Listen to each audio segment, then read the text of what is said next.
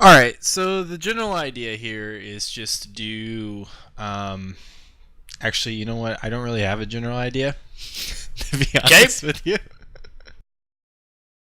So, Okay. You just told me like an interview. yeah, no, I know. We're just gonna try and basically we have a decent like fan base who watch every episode, right? So I figured it'd be cool for those people who may not know us to just get to know us a little bit better, because in Counter-Strike matches, like, we bullshit sometimes, but there's no real room for us to talk about like who we are, right? Like, Right. you can kind of ascertain details like Boca is a faggot. Yeah. Or, Well, I mean, yeah. that's you don't even need to play a game. You just need to interact with him. So I thought maybe we could start this off with some general questions, like, the real basic stuff, right? And then we Right. can kind of just let it Kind of see where it evolve goes. yeah, exactly. So the Sweet. first one's gonna be what's your social insurance number? Okay. You know what? I will give you that, but I have to give you my credit card info first. Okay. And also another like caveat to this is there's like a 85% chance I will say something anti-Semitic. So just edit that out. Okay. All right. Jews caused World War II. Yeah. Yeah. Um, did you like that I said social insurance number? Yes, that's very Canadian of you. I like that. Yeah. Because you guys have Social Security, right? Yeah, yeah. Yeah, that's very worldly of you, Oakley. It wasn't even research. It's the fact that I used to do death claims and Canadians were in it. So in order for a family member to claim, they had to know their SIN. So that's the reason why I know that. Yeah, you really took this conversation down a dark path. So then I thought we could talk about. Okay, so for real though. So Yep. obviously you're from Canada, Yep. right? Where in Canada, if you want to say? I grew up in just east or in the greater Vancouver area, and I live in Edmonton currently.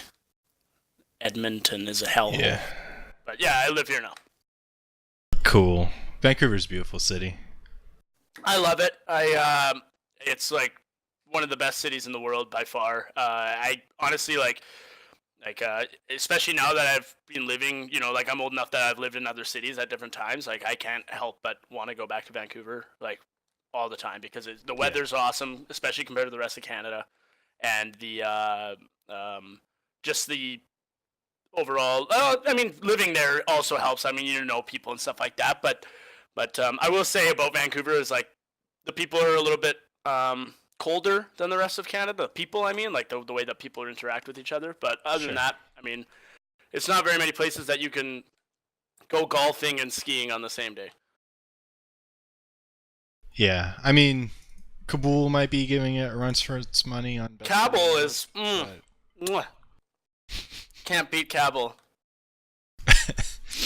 So, and do you want to go into what you do?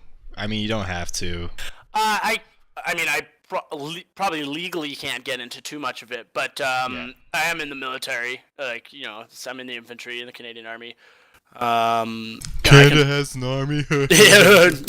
yeah, like it's pretty decent. I've been doing that for well, as long as you've known me. So what's that? 5 years now. So something like that. Yeah. So I mean, I've been in the military in various capacities, whether it's the reserves or the regular force, for about 8 years now, and I'm currently in the regular force in one PPCLI, or Princess Patricia's Canadian Light Infantry, and I have one tour in Afghanistan. And you're a pretty young guy, so you've been in for quite a chunk of your life, really. Yeah, like my entire adult life, pretty much. Yeah, yeah. I joined when I was 18. Right. And I joined the reserves when I was 18, and I did various other work at the time. Like my family is a lot of carpenters and stuff like that, so I did that, and I joined the military at the same time. I did my reserve training, and then Afghanistan was pretty much full force at the time, so I did that, and then yeah, um, came back and I did a few years again, construction, carpentry, stuff like that, and Yeah. I love the military so much, so far in my life. I'm still young, 25, so I decided to go back into it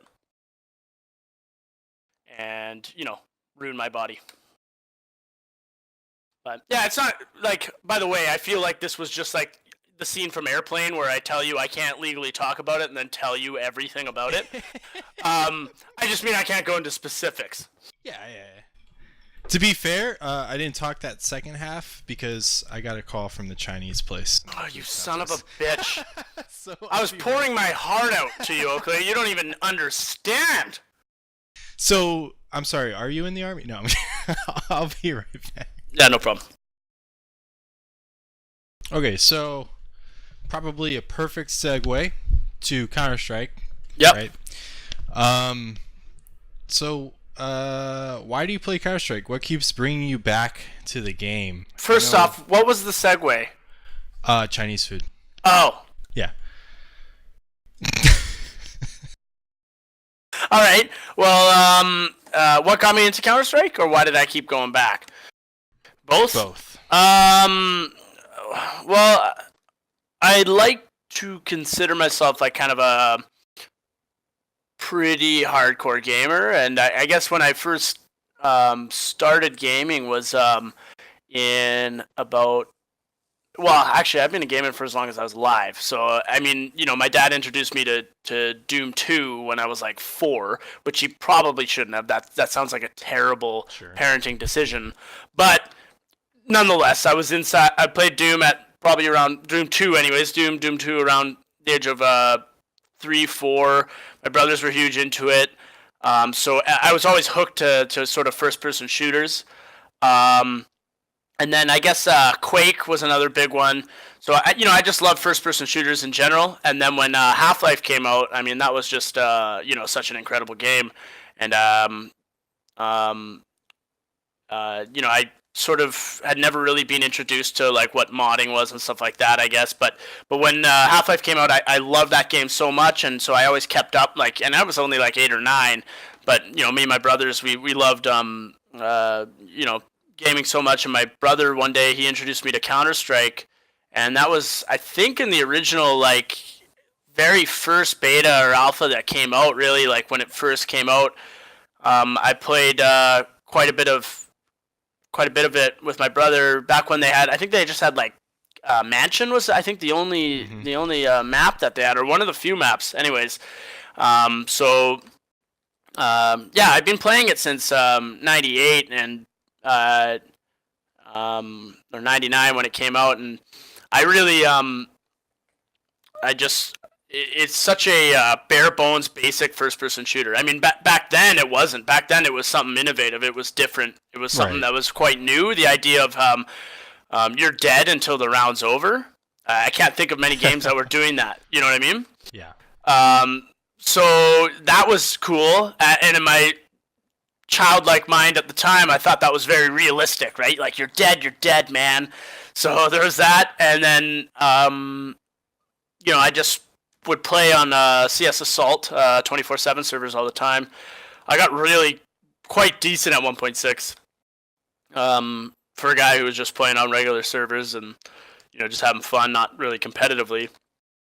But as for why I keep coming back, I don't know. It's such an easy game to play. There's so much thought that goes into it as compared to other games. It's not purely like Twitch and like floating around like Quake is. Like Quake, you're just like flying around and just like blasting. That was the other big game at the time, you just fly around and just it takes an immense amount of skill to play a game like Quake, but especially on those 1v1s, you see the way that the people are flying around. But I just felt like Counter-Strike, it's one of those games where you don't really understand.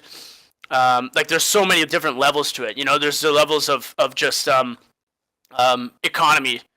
Being able to shoot properly, being able to aim, being able to use movement properly. There's But on top of that, there's team strategy. There's grenades. Like the idea of putting a perfect flashbang can win a person around. The idea of placing your smokes properly. It's almost more chess-like than any other first-person shooter that I've played. So I really like it in sort of that aspect. So I don't know. It's just always been a game I like. Yeah, I know for you personally, you're much more of like the um, playing the advantages guy. Like you hold like a position, and you know that if you work it a certain way, it gives you the advantage over the person that you're facing, as opposed to like the snap shooter, right? Of Someone course, just yeah. pushes in, and they're just really quickly snapping the people and shooting them. So Yeah, I'm a much more and I get caught up in sometimes I get caught up in trying to entry a little bit mhm. too much and doing stuff like that and snap shoot, and I worry that because I can't do that as well as a guy like you or a guy like Dallas, I worry that it doesn't make me as good of a player. But what I end up doing when I'm at the best of my game is I'm tending to use um, you know, pieces of cover very properly. I'm holding Mhm. back. I'm playing passively. I'm waiting for them to make the mistakes that I've kind of learned that they've made in the game. So I feel like I'm an intelligent person when I play. But I do know that my ability for accuracy and stuff like that isn't quite at the level as a couple of guys that we play with. And I mean, that's something that is sort of unique to Counter Strike, I think, over a lot of games. Is What the the aspect that you can be a mediocre shooter and still give yourself the advantage to where you ace the other team if you play it correctly. Yeah, I don't ace that often. I mean, I find Well, that I mean that's an extreme, but you get what yeah, I'm saying. I understand entirely. Like, I'm the kind of player like I've noticed, especially through playing through ACA and stuff like that, being able to track my kills and stuff like that. I notice that when I'm playing best, I usually have the most 2 kill rounds. Like I'm very like if Hmm. I'll have 2 kill rounds, just 2 kill rounds after 2 kill rounds, and I'll have like 7 or 8 of those in a matchup, and I might have a 4 kill round, or I might have a 3 kill, or a couple of those, but really I tend to play the areas. I like to play a rotating player. I like to call things out for other players, and I like to find myself in positions where I can affect a very narrow lane. Yeah. So like if I'm covering hut, for instance, on nuke, like I like covering hut. That's my thing. I'm gonna find myself in the best position for that, and sometimes that can work against me because it's easy to flank me. So you say you like playing the rotating player and stuff like that. Uh, we don't really. I don't think we really set roles for ourselves No. in our little team. But what would you say like your role is in the 5 man? Like I would probably push you towards strat caller, right? Yeah, yeah, but I mean, I'm not against not doing it. It's just it seemed to fall on me a little bit more in the Hmm. past. So I do really enjoy calling strats. And I do really, and I think that actually might affect my play as well because I'm focused quite a bit sometimes on the mini map when I shouldn't be, and I'm focused on Sure. on other things. But yeah, I would say I guess in terms of our role of the 5 man, I'd say that I'm I guess an in-game leader and a support player. Yeah, but you also. Why do you say you like to be the rotate? Because I like going into a situation with the most info at hand. I know that sounds almost like cowardly in terms of a gaming, aspect, Hmm. but like when I know when Dallas, for instance, is outside and nuke, that's usually where he plays, um, or he'll play mini, right? But like he'll Yeah. be like, we got 3 guys coming from outside. They're coming around, To red. Yeah. yeah, coming to red or whatever. I'll come up to hell from ramp. I like playing that ramp area, or I'll play upper and I'll go out to the to catwalk. And the reason I like doing that is, or like as an example, I know that there's 3 guys there, so I already know like okay, I can prepare myself mentally for where I need to aim and where I need to basically put my avatar, so he doesn't get killed. Yeah. That and I like playing the rotating guy because oftentimes I don't like being the first one in a fight because I am calling out strats a lot. Hmm. So in a defense, it's not really as crazy, but I like to just kind of hear what's going on and then maybe call another guy to rotate or call Sure. for people to change positions. Uh, do you is there like a quirk about yourself when we play that you've noticed, if any? A quirk? Like, what do you mean? Yeah, like for me, like I tend to pull out my knife too much, you know? Oh, yeah. Okay, there's a couple things. If I'm not doing well, like if it goes poorly for me, I tend to like it's not like a slow like I don't descend into Uh-huh. not playing well. I fall off the precipice. Like I just drop. But the other thing is uh I don't pull out my knife too much, but I tend to I'm trying to find out how to explain it. Like I tend to catch myself um doing things that are like you know what? I'd have to think about it. Depending on the Sure. position I play, I just tend to um uh like the biggest mistake I usually make is Give it a I look specific example. I look at the mini map too much. Like Uh, but as for quirks, like visible quirks, um I don't know. I'm sure you guys would be much better at noticing something like that than I Pointing would. out. I don't know. I think when you're having a poor game, you buy a mag a lot. Yeah, that's true. That's true. But that is such an easy gun to kill with. And in a game like well, it depends on the map. You're right. Like sometimes I'll do it asininely. Like I'll be on Dust 2 and I'll buy a Make 7. Like what the fuck Yeah. am I doing, right? But if I'm in Inferno, Sure. you know, yeah, I can wreck house, right? Even Right. when I'm playing poorly. Yeah. Yeah, that is something I do when it's not going well for me. I'll buy a Meg and I'll be like stubborn about it. Like Yeah, it's I like won't. People will be Claymore like, just has take a fucking AK, and I'll be like, Yeah. I'm buying a fucking mag. Nothing here is going well for me, so I am gonna Yeah. use this mag 7. I think sometimes it works out in my favor, and sometimes it doesn't. Yeah, you are very stubborn with it. We could win 5 rounds in a row. We're all stacked, and you still won't take a gun. It's true. You've thrown a gun I've given you over the fence of nuke. That was hilarious. That was really funny, and that's why I did it. I did it for the laugh, Oakley. I do it for the lulls. Oh, I hate myself. Do you have a That favorite map? nuke Why? because it's the most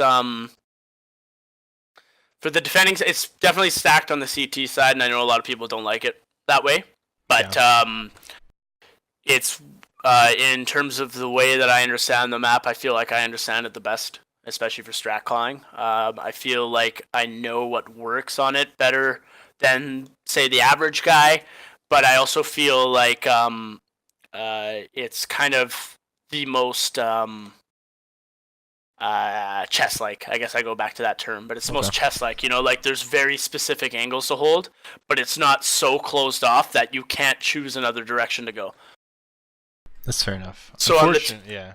on the T side, it's like like oftentimes I'll just make snap calls. Like that's usually how I play. I just make a snap Mhm. call because then people just know what they're doing, and it's like that's when I feel like people they just know. Okay, the general idea here, we're going outside.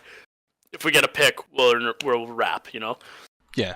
Something like that. So like I make a snap call, and it's much easier for me to execute, I guess. Yeah. Unfortunately, it was taking off the active list because Yeah, I'm really bummed of the about that. moaning from the pro players, but Well, and that's what I don't get. Like I get that the pro players. Oh my god, the thing is like, okay, sweet on a pro level, right? You're not gonna win more than 3 times as a terrorist, and if you win 3 times, that's like a holy shit. Like these guys Right. might win the map, especially for a team like Nip, who's just incredible at that map, right? right. But for me, it's like like no, I don't think every decision should be made like based on what the pros say. Like look at the statistics. Who wins the most? If it's really like if it's 60%, T-sided or 70% T-sided, is that really a bad thing? I mean, both teams have the same chance. What map isn't? Well, exactly, right? And well, Nuke is definitely, I will agree, it is more CT-sided than, say, another map. But it is one of those maps that is, it's not something that is like, you can win it as a terrorist. It's not something that is out of the question, It's not like, what was that map they had that was, Train. Train is absolutely CT-sided, right? And they changed it, right? It was, yeah. Yeah. Even then, I'm still on the fence about changing a map like that, because you're both teams get potentially 15 rounds on the same side, right? And in a matchmaking thing, or even in the ESEA, most of the time people don't vote for overtime. To me, losing after. Like, a lot of people, their argument is that, well, after you play CT, if you start as T on Nuke and you only win 2 rounds, well, that's not really fair to the T players because it wrecks their confidence, right? That's sort of the argument. And then the pistol round's a bit of a crapshoot, so like that's what a lot of people say, is that it wrecks people's confidence, and therefore they can't win once they change sides. But I still argue that the statistics say that you're have just as much of chance of winning that many rounds as they did. Of course, that's not taking into the skill of the other team. Like, sometimes you can just tell when the other team's better. But the thing is we've done it before. We've come back 13-2 on Nuke. Yeah. It can happen, and it's not something that is out of the question. And I don't understand why pros get upset about it, because they should be the people who are least affected by that. It does seem odd to me that we're taking the vocal minority's opinion and applying it to the majority. Right, the majority who play Nuke and are actually, like, win 50% of the time, no matter what side they start on.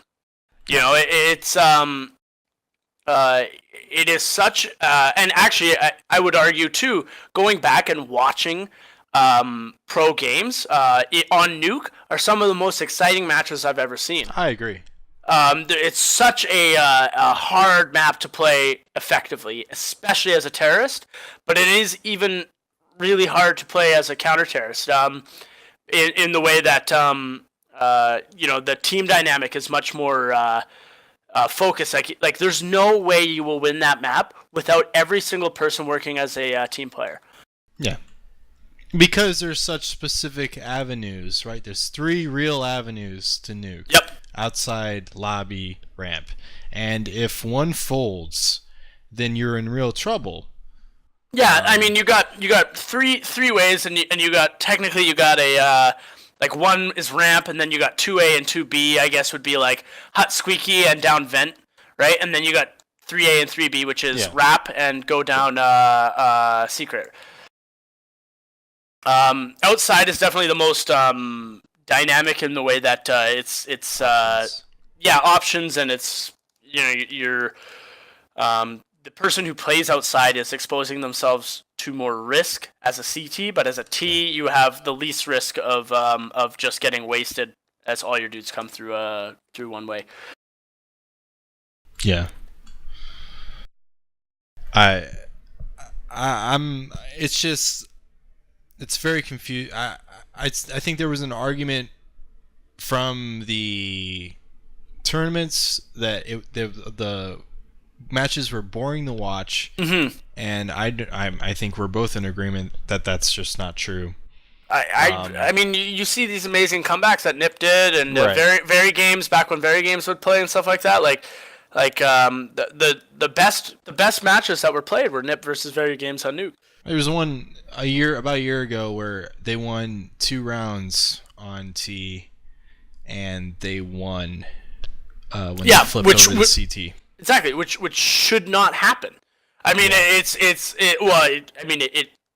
it's a testament to their ability to play the game, is what it is. Just because it's CT side, it doesn't mean that Fairy Game should have lost that many rounds. If you're talking about that match in specific, all they needed was 2 rounds, and that's very easy to lose. Well, that is the one thing that I would say about especially just regular matchmaking is that you play your 15 rounds on one team, right? Automatically, when you switch over to win the match, you have to win an extra round over that guy. You know what I mean? So, or that other team. So if you win 2 on T, and then you go to CT, you have to win 13 or 14 rounds to win the match, right? Right. Whereas, yeah, exactly. Yeah, I get that. I still don't think it's a good enough excuse to axe the whole map. What we'll probably see happen is they're going to do what they did to Train, and they're going to go in and fiddle with it and then re-release it to the active map. But honestly, I don't think it's needed. I don't know, though. I hope they do. I mean, I wouldn't mind a rework. I get the idea of wanting to balance every map. I don't know why, but I get it. It's not Counter-Strike to me, though. No, it isn't. I mean, you know what, man? Like, my favorite map in 1.6 or before that was Assault. Back before it was stupid with the skylights and stuff like that. Yeah. There's only 3 ways to get into that thing, and the CTs could still win it.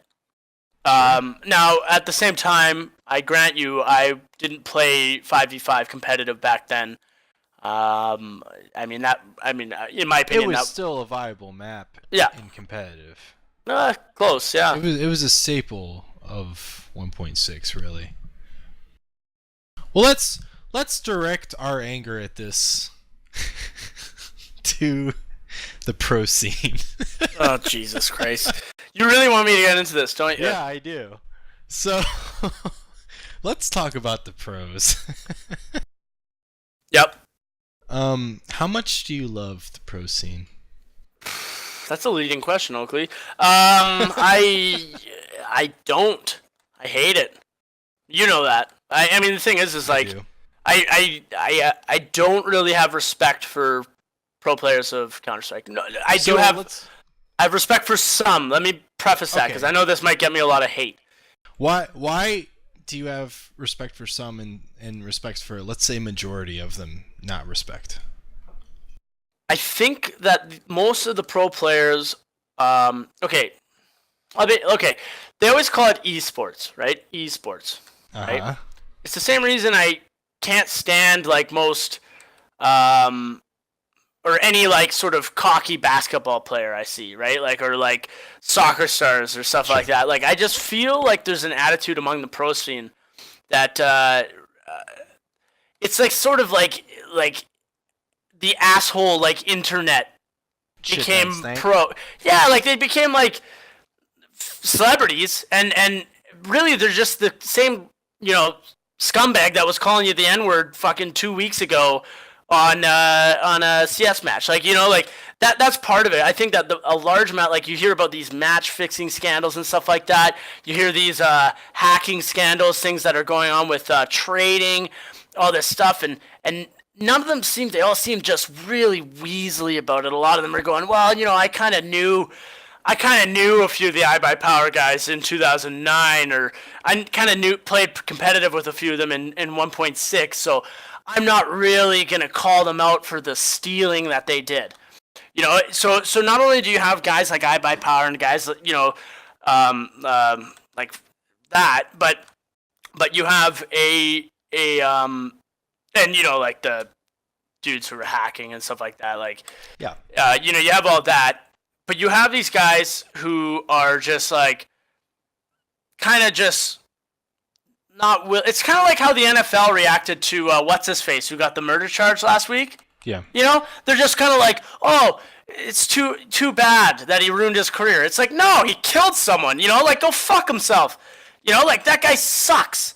That guy is an awful human being. Now, don't get me wrong. I'm not conflating murder with hacking, but it's pretty close. Well, and let's do an actual comparison then. Mm-hmm. A decade ago, baseball had the United States' attention with the home run derby, right?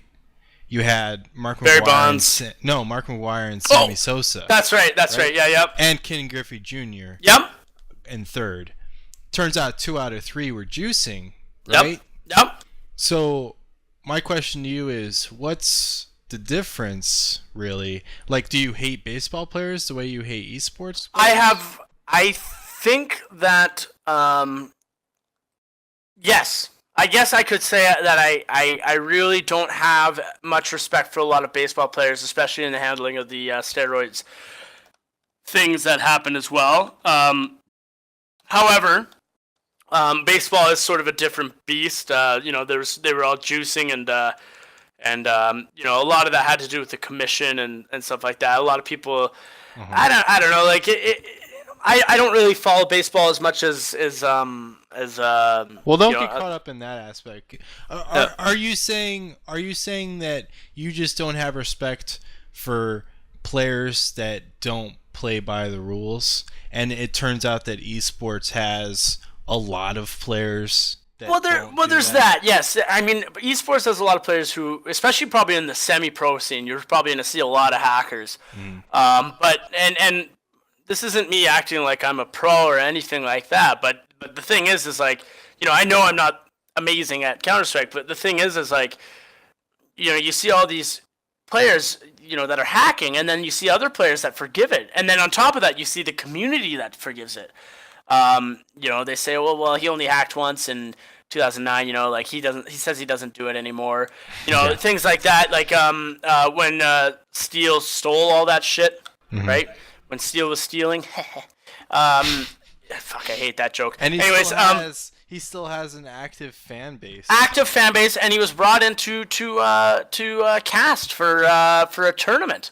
Yeah. And it's like that is unbelievable to me. That is asinine, and the community is sitting there and they're willing to forgive him for stealing from them.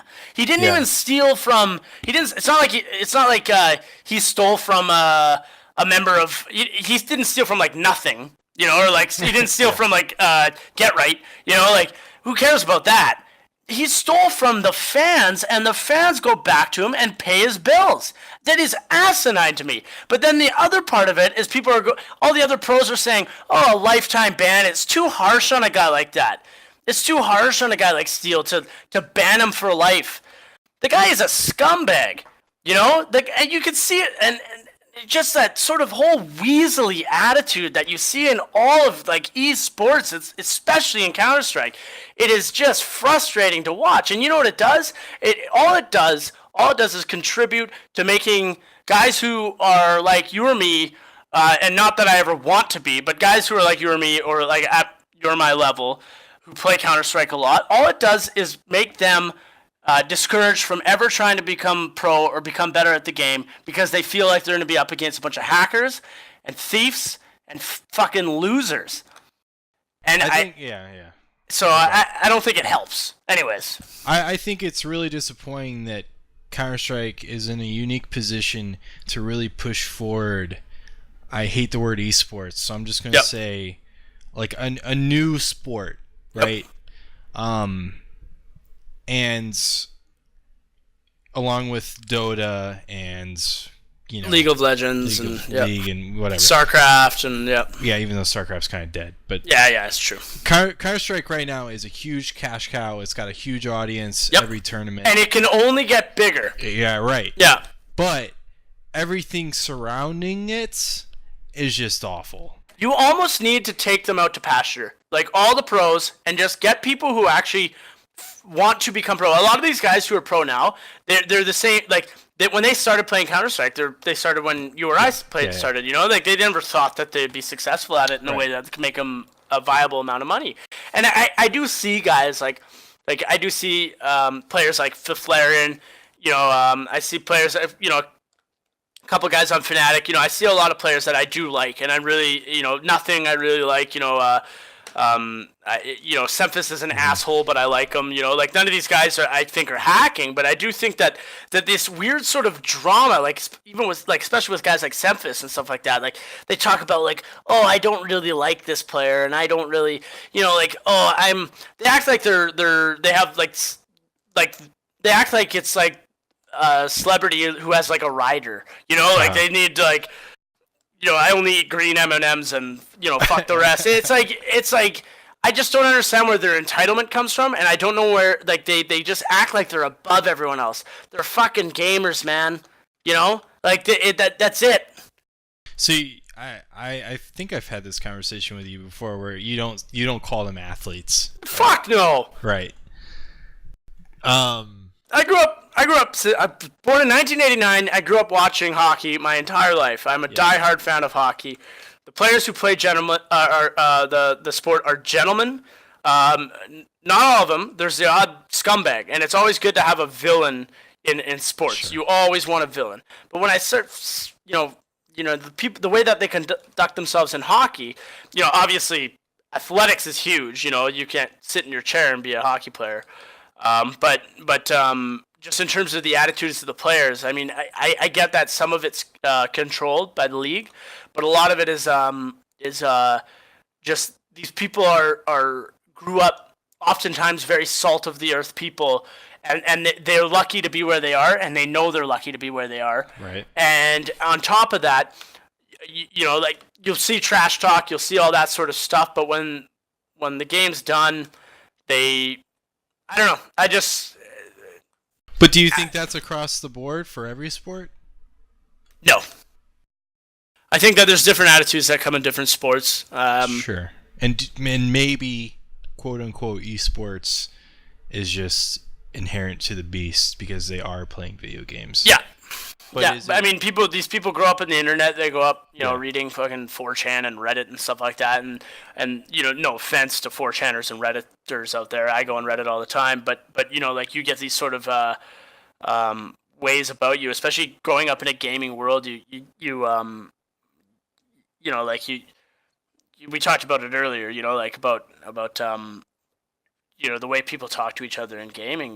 People are not nice to each other in games Yeah. because there's no face there, right? You just yell at each other, and I've done it, man. Like you've done it. It's not Yeah. like it's a non-universal thing. Like everyone's really mean, but I think everyone's kind of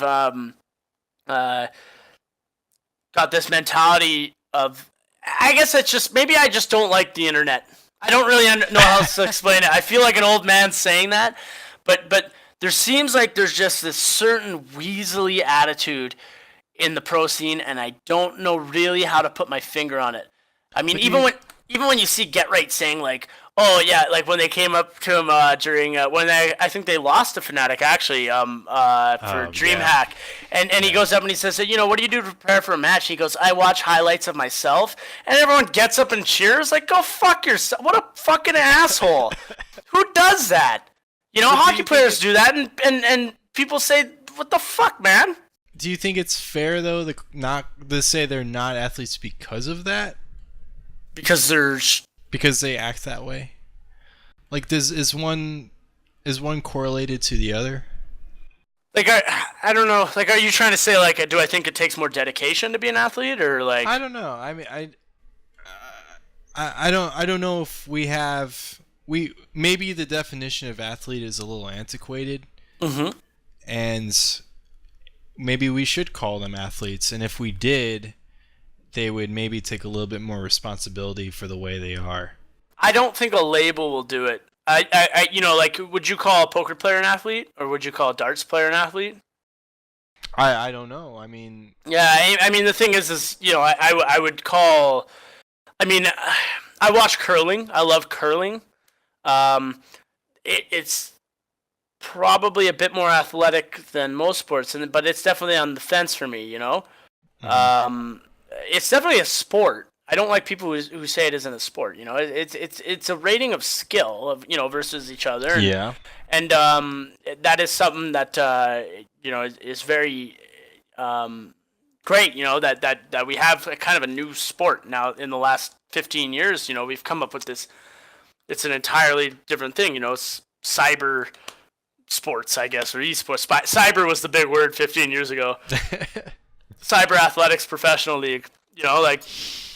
But it's to me, it's I don't know if changing the label would help them. I do think if they were forced to sign contracts and they with the teams that they were on. I don't know what kind of contracts they sign nowadays, but if they signed contracts and if they maybe had a some sort of way to um, like a to police themselves, maybe, but I don't know. Maybe like a commission. Commission or something like suspensions that aren't like ambiguous. You know, when Valve suspends someone, well, they can still compete in these other leagues and stuff like that. Or if these other leagues suspend them, then they can compete in the other one, or they can compete in a Valve one because Valve didn't catch them on the anti-cheat or something like that, right? So you know, definitely that. Maybe a commission, having suspensions, stuff like that, and have them sign with whoever they're going to play with under certain clauses that make them not shitty. Could you imagine? Could you imagine if there was legal restitution for them hacking? If they were caught hacking, Yeah. definitively, they would pay. Like they would Yeah, have there'd to be pay fines. into a Yeah. players fund. You know, like that's what happens in the NHL, or actually in most leagues. Now that I Yeah. think about it, North American leagues, if someone gets suspended, they forfeit their salary for that period that they're suspended, and that money goes into a rainy day fund for any NHL player who needs it. Stuff like that. You know, like but no, I think often just I think a lot of my frustration is more just a frustration at just attitudes and stuff, and I know I'm probably in the minority, and the thing is like I just it's just certain things irk me, and then I tend to just like focus on that until it's a big deal for me, and I just really don't like I don't like you know esports people. I don't like the personalities that are at the front, and I think they need to change. Well, I mean, it's a new thing, and there's no. I mean, right now we're starting to see a little bit of a transition to where we've got actual ex players being analysts during Yep. matches. I think that'll be a big thing because Yep. before we've run into this issue where the people uh, sportscasting or shoutcasting a match don't know what the hell they're talking about. Well, that's true. I mean, but you know, like there's guys like Sir Scoots who's awesome. You know, he There are Yeah. exceptions to the rule, yeah. but I would say majority of them are just giving you a play-by-play, and you don't really need it. Yeah, and they played, but it's not like you know at any They level. weren't- Like they weren't- that's why I was Flynn excited. or Yeah, Fifth Laren. I was excited. I was about to bring him up. I was or really you got excited the, when he came up. Yeah, he did a great job. Oh, you did awesome. It was And, the incredible. Cloud9 guys did a great job. Yep. I mean, at the same time, there is a certain aspect of it too that like you know, like guys like Thorin, you know, for instance, like I never played at a high level of hockey, but I feel like I understand it. You know, so Sure. there is that side of it too. You know, just because you didn't play doesn't mean that you can't call out. But I no, think I do there's- tend to yeah. agree with you mostly. It's that yeah, it's going to be more exciting when these sort of players start casting a little bit more, and especially their commentary and. And I think they need to hire a support staff to get these people TV ready, quote unquote, because it just looks so unprofessional right now. That too. It looks really amateurish. It's really amateurish, but the production quality is really high, so it's very confusing because like You have some fucking nervous sets- dude standing. yeah, the Yeah. sets are amazing. Like we've got like an ESPN setup, but without the people on camera and ESPN, and it clashes and just feels very very weird. I thought Fifth Laren did a great job during that Fnatic sort of controversy on Overpass. Oh Um, yeah, He gave his opinion out there, but he was professional about it. You know, like he wasn't like, you know, fuck these Yeah. guys, and you know, like he just said it shouldn't be there and stuff. You know, I like Fifth Laren, and I like, you know, a lot of players like that, but I don't know, man. I just maybe it's just you know what it might be. Like I am coming into this with bias. You know, I come into watching these things having watched other sports in my life, and maybe that's what it is. I just sort of see the amateurish sort of side of it, and then I get frustrated. But I get really frustrated when things like you know, we mentioned earlier when Steel is caught doing something like that, and he still has tens of thousands of supporters. Yeah. And then the other pros call for him to be only a year ban. The Yeah. guy wrecked the integrity of the sport. It's not, it's not established enough at this point where something like that can happen and you give him a year ban, because that does happen in professional sports.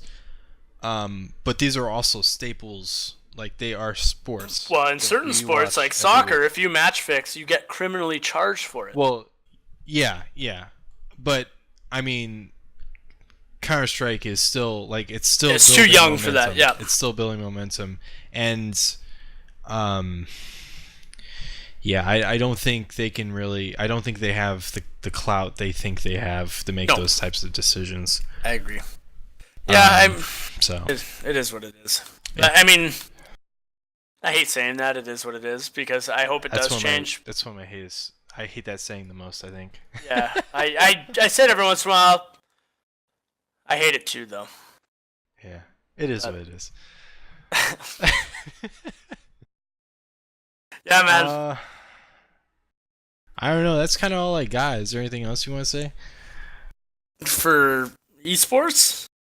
Just in general. I don't know, man. No, not really. I'm happy. If you got more questions, I'm good to go too. I don't know if I do. Because I feel like this whole esports thing made me seem like an asshole. Oh, well, okay. What's your opinion of your niece? I don't have a niece, first of all. Nephew. Don't have a nephew either. What do you have? What about a small cousin? I have a bunch of cousins. Yeah. A small cousin. like old but small. Yes, your miniature cousin. I don't know. Do you have a favorite moment so far in the Counter-Strike videos? In your videos? Yeah. Well, I don't like the ones where I don't do well. I know you have a lot of those. But honestly, I'm just going back into your library here, because there's one or two. I think it was one of your Bet T all ones. But it was, there was one specifically where I felt like I did a very good job in that we changed things up a little bit, and I totally forget, because it's been a couple months, but sure. There's a couple where I've noticed that, like, okay, we got to change sort of our focus, our strategy a little bit, and we've come back and won the match. I think it was the Bet T all ones, well, at least one of them. So you watch that to get yourself ready for another? Yeah, I watch my own highlights. Like, what an asshole! Like, I don't understand that. Like if what a cocky thing to say, you know? Yeah. I don't know. Yeah. It's like you're about to go out, right? And you're thinking about, getting lucky at the bar or whatever. Right. It's like, how do you get ready? Well, I jerk off to myself in the mirror. Right. Pretty much. What are you gonna learn by I mean, I guess you could learn some stuff, like, watch the video. I understand that. Watch the video, see what mistakes you made and stuff like that. There's a difference between analyzing a demo and just like watching yourself play. Yeah, like what?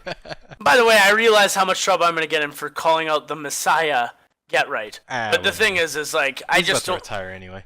Yeah, well, that's true too. I don't know. I just. Ugh. Like, I'm a very opinionated person. I'm sure you've gotten that, knowing me. I know I don't always claim to be right, but I always claim to be right. Let me make that very clear. I'm always right, Oakley. Okay. But I can be proven wrong, and the thing is, this sort of hatred for the pros I have. It's not really something that I've put like a ton of thought into. It's not like it's like my my top 10 lists of issues, but it is something that I think about quite a bit. And don't think. I never think about it. I never think about it, Oakley. Let me just make that very clear. but I just hate them, and I don't know why. It's just something that comes up every once in a while with us because of what we play. Well, and you see like Fnatic and like, oh fuck, man, everyone hates them, and so do I. But it's just like, why? Why does everyone hate them? They're the same as every other pro team out there. They just get the bad press. So then everyone's like, oh, Cloud9's awesome. Well, why is Cloud9 awesome? They do the same shit Fnatic does. They just don't get caught for it, or they don't. No one focuses on them doing it that way, right? Like everyone was calling Flush a hacker, right? Even I was, right?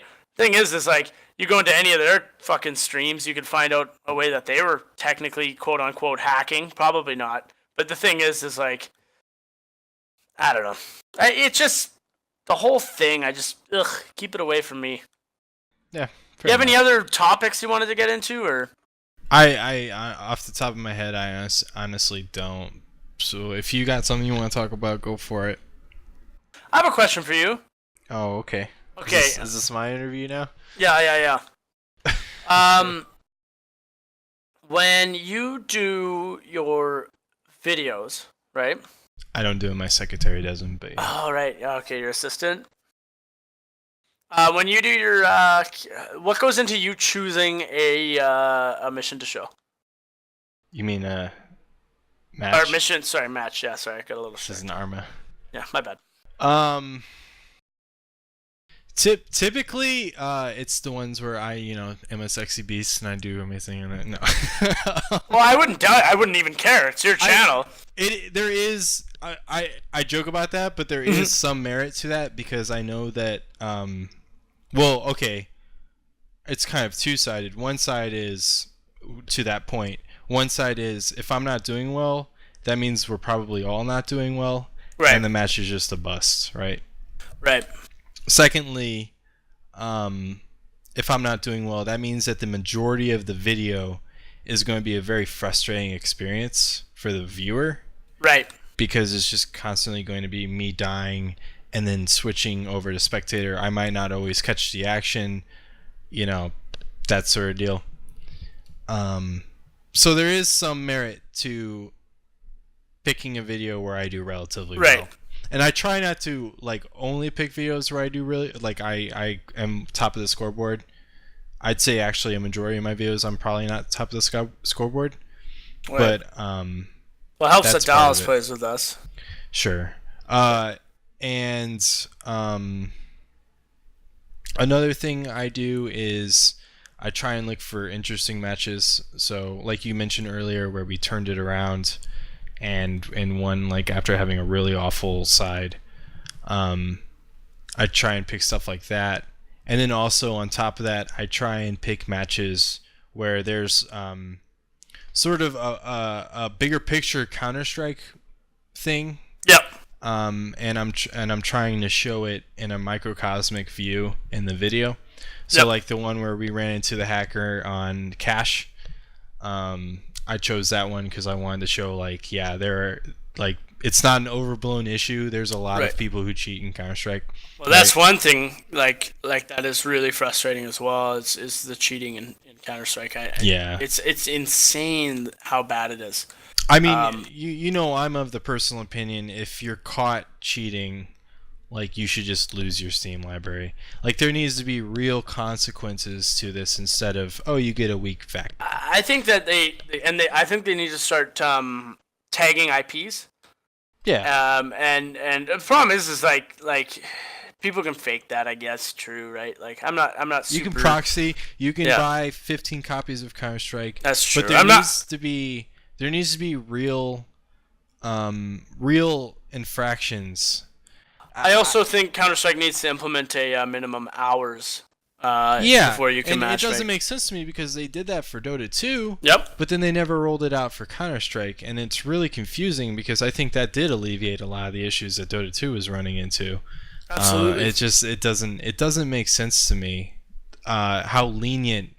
I mean, in a sense, it does make sense to me because Counter-Strike's a huge cash cow, and they're making a lot of more money off of it the way they're doing it. But I know what you mean. It's asinine when you look into a guy. You're like, man, I think this guy's hacking, and then you look into his account, and either he's brand new or private, or he has a VAC ban on his Yeah. account, and you're like, "What's the VAC ban for?" And they're like, "Oh, it was only in COD." It's like, you know what, Yeah. man? Then you're a hacker. You know what? You cheat in games. You Once shouldn't a be. cheater, always a cheater. Yeah, you shouldn't be allowed to play online with people especially in a game like a competitive game like that. You know, like yeah, that you are right. The consequences should be real. There's just it's such a lax attitude towards it when it's not something that's lax, really. Like, but I feel like the community's too lax. well, yeah, I think it's because it's become like an established norm. It's like Yep. people in Africa who have, people abducted. It's upsetting. It's really upsetting. But the shit happens all the time. Like, at a certain point, you just become numb to it. It just becomes life. And, I mean, correct me if I'm wrong, but when we play Counter-Strike and we run into a hacker, we're not even really mad at that point. It's just frustrating. It's like, Well, that's actually fun. really, dude? Like that's Yeah, what we say. I was about to say that actually. Is that's very true. I get really mad when I'm playing against someone who like, even if I say like this guy's hacking, like I don't actually think he's hacking. I just get really mad because I know I'm getting my ass kicked. Yeah. And then you see a guy who's pretty much obviously hacking, and then you just go, oh, okay. Yeah. And it shouldn't be like that. No, you're right. That is beaten wife syndrome, right? Mhm. We're just so used Beaten to wife it. syndrome. We're so used to it. It just becomes the norm to us. And why are we accepting cheating in a competitive game that we all love Yep. as norm? It shouldn't be that way. It's very true. Yeah, well, I mean, that it pretty much touches on all the problems I have with, competitive gaming. And then to try and push this game forward, and the pro scene does it. Ugh. It's not looking at the big picture. It's not looking at the future of this game. Where I know I could name 2 or 3 people that have quit the game completely because of cheaters. And at what point does Valve go, yeah, you know what, this is a real issue. We should probably address it more seriously. Well, there's that video. There's that video of the guy who's he's like a Supreme Master or Global Elite, and he goes through all his old games. The ones he lost and ones he won, and he goes through them all and he finds people who were VAC banned, in about 70% of them. That's insane. So I mean, it's absolutely crazy to me.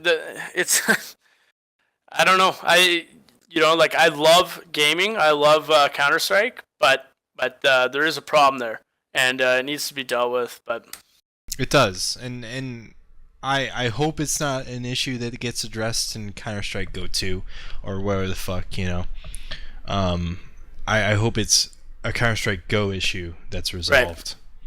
But who knows? I'm sure 2 people had the same exact conversation in 1.6. Where do you see yourself in the 5-man stack? If I may ask. This really is my interview now. Yeah, a little bit, because I was actually curious, because you asked me, and I'm it's kind of, because I say that, like, I thought that I was in the game later, and I say that by the way, I'm like 4 beers deep now. I'm feeling good. Yeah. Thing is like, I say that I'm the in-game leader, and I'm the support player, but really I do things outside of that realm all the time. Sure. So not always successfully, trust me. But the thing is I do stuff, and so where do you see yourself? Obviously, I'm the team opper.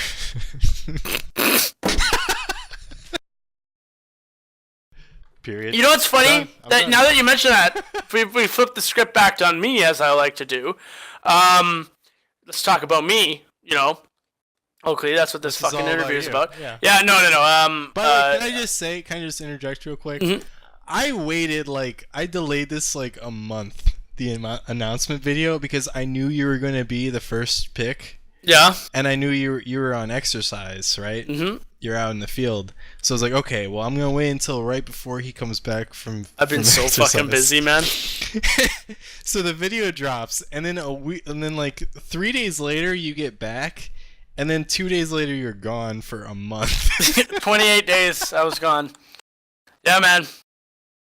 But No. anyway, No, I digress. it's funny. You said you made fun of yourself. You're saying that you're the team opper. I've been doing that way more now. Like I opping. think everybody has, but me. Yeah, which is weird. I shouldn't be. It's strange of me to do something like that, but it also does feel good to be able to just like one hit people and just be like, "Fuck you, Yeah. gotcha," you know. So Point and click adventure. yeah. I guess to answer your question, I guess the harken back on what you said earlier, the rotate player. Mm-hmm. I definitely fill that role quite a bit. Like on Inferno, I typically play B. Yep. And I typically play the CT side B, so I go Speedway very quickly. Yeah, and on T side, you tend to play the kitchen, right? So Right, you so can I go can anywhere go- from there. Yep. And on Nuke, I play Rafters on A, and I quickly rotate to Vents to either go B bomb site if they're pushing ramp, or Secret if they're pushing outside. Right. And Cash, I'm the first one out of B to A, up CT.